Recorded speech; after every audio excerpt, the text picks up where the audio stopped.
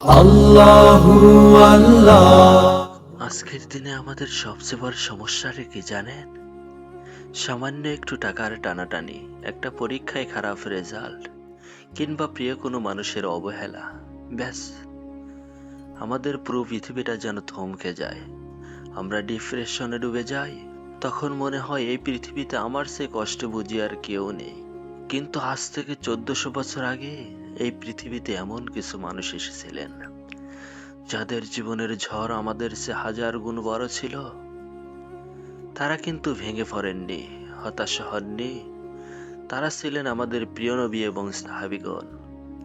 আজ আমরা জানবো আমাদের বর্তমান এই মানসিক লড়াইগুলোতে তাদের জীবন কিভাবে আমাদের পথ দেখাতে পারে।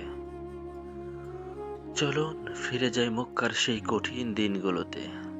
ইসলাম গ্রহণ করার অপরাধে সাহাবীদের উপর তখন অমানসিক নির্যাতন চলছে। তেমনি একজন সাহাবী ছিলেন হযরত আবাব ইবনুল আরাত রাদিয়াল্লাহু তাআলা আনহু। কাফেরেরা তার সাথে কি করত জানেন? জ্বলন্ত লাশ কয়লার উপর তাকে খালি গায়ে শুইয়ে দেওয়া হতো। আরেকজন কাফের তার বুকের উপর পা দিয়ে চেপে ধরে রাখত, যাতে তিনি নড়াচড়া করতে না পারেন। জ্বলন্ত কয়লার তাপে তার পিঠের চামড়া পুড়ত, চর্বি গলে গলে সেই কয়লা নিভে যেত। ভাবা যায় কতটা সেই ভয়ানক কষ্ট। একদিন খাব্বাব রাদিয়াল্লাহু তাআলা আনহু এই কষ্ট আর সহ্য করতে পারলেন না। তিনি রাসূল সাল্লাল্লাহু আলাইহি ওয়াসাল্লামের কাছে গেলেন। তখন রাসূল সাল্লাল্লাহু আলাইহি ওয়াসাল্লাম কাবার ছায়ায় একটা চাদর হেলান দিয়ে বসেছিলেন। খাব্বাব তার পুরা পিঠ নিয়ে রাসূলকে বললেন, হে আল্লাহর রাসূল, আপনি কি আমাদের জন্য আল্লাহর কাছে সাহায্য চাইবেন না? আমাদের জন্য একটু দোয়া করবেন না? খাব্বাবের এই কথা শুনে আল্লাহর রাসূল সাল্লাল্লাহু আলাইহি ওয়াসাল্লাম সোজা হয়ে বসলেন। তার চেহারা মোবারক লাল হয়ে গেল। তিনি বললেন, হে খাব্বাব, তোমাদের পূর্ববর্তী উম্মতের অবস্থা এমন ছিল যে একজন মানুষকে ধরে এনে মাটিতে গর্ত করে পুঁতে রাখা হতো। এরপর মাথার উপর করাত চালিয়ে তাকে দুই টুকরো করা হতো।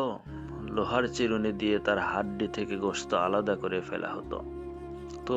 তবুও সেই কঠিন পরিস্থিতি তাদেরকে আল্লাহর পথ থেকে এক চুলও সরাতে পারত না।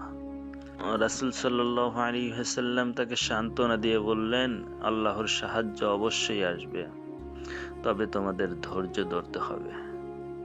এবার একটু ঠান্ডা মাথায় ভেবে দেখুন তো, সাহাবীদের সেই কষ্টের তুলনায় আজ আমাদের কষ্টটা কোথায়?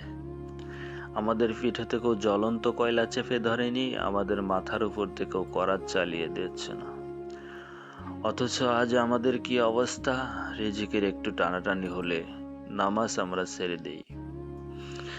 কেউ একটা গালি দিলে আমরা সম্পর্ক ভেঙে ফেলি। ক্যারিয়ারে একটু লস হলে আমরা জীবন প্রদীপ নিভিয়ে দেওয়ার কথা ভাবি, সুইসাইড করতে যাই। সাহাবীদের জীবন আমাদের শেখায় কষ্ট সাময়িক, কিন্তু ধৈর্যের ফল চিরস্থায়ী। যদি আপনার চারপাশের পরিস্থিতি আজ আপনার পক্ষে না থাকে, তবে বুঝবেন আল্লাহ আপনার ধৈর্য পরীক্ষা করছেন। খাব্বাবের মতো পিঠ পুড়লেও বিশ্বাস হারানো যাবে না। আরেকটি বিষয় দেখুন, আজকের যুগে আমাদের চারপাশটা কেমন? সামান্য একটু ক্ষমতা, সমাজে একটু ভালো পজিশন, কিংবা ব্যাংকে কিছু টাকা হলেই মানুষের হাঁটা চলার ধরন বদলে যায়। আমরা অহংকারে মাটিতে পা ফেলি না। এবার একটু তাকান অর্ধ পৃথিবীর খলিফা হযরত ওমর রাদিয়াল্লাহু তাআলা আনহুর দিকে, যার নাম শুনলে রোম আর পারস্যের বড় বড় সম্রাটরা ভয়ে কাঁপত। তিনি যখন জেরুজালেম জয় করতে যাচ্ছেন, তখন তার সাথে মাত্র একটা উট আর একজন দাস। তারা পালাক্রমে উটের পিঠে চড়ছিলেন। একবার ওমর বসেন তো পরক্ষণে দাস বসেন। জেরুজালেমের সীমানায় যখন পৌঁছালেন, তখন কাকতালীয়ভাবে দাসের উটের পিঠে বসার পালা ছিল। আমিরুল মুমিনিন ওমর রাদিয়াল্লাহু তাআলা আনহু কিন্তু জোর করেননি। তিনি নিজে উটের রশি ধরে হেঁটে যাচ্ছিলেন, আর কাপড় ছিল তার তালি। সেখানকার পাদ্রীরা এই দৃশ্য দেখে অবাক হয়ে বলেছিল, যার চরিত্রে এত বিনয়, তার হাতে এই পৃথিবীর শাসনভার মানায়। আজ আমরা দামি ব্র্যান্ডের কাপড় না পরলে লজ্জিত বোধ করি, আর পৃথিবীর অন্যতম সেরা শাসক তারই দেওয়া কাপড় পরে রাষ্ট্র চালিয়েছে। মনে রাখবেন, সম্মান দামি পোশাকে বা আইফোনে থাকে না, সম্মান থাকে চরিত্রে এবং আল্লাহ ভীতিতে। প্রিয় ভাই ও বোনেরা, নবী এবং সাহাবেদের জীবনী আমরা শুধু ইন্টারনেটে শুনবো আর চোখের পানি ফেলবো, বিষয়টি এমন হওয়া উচিত নয়। তাদের জীবন ছিল আমাদের জীবনের প্র্যাকটিক্যাল গাইড বুক। আপনি যদি আজ অভাবের মধ্যে থাকেন, তবে মনে রাখুন, আমাদের রাসূল সাল্লাল্লাহু আলাইহি ওয়াসাল্লাম পেটে পাথর বেঁধে দিন কাটিয়েছেন।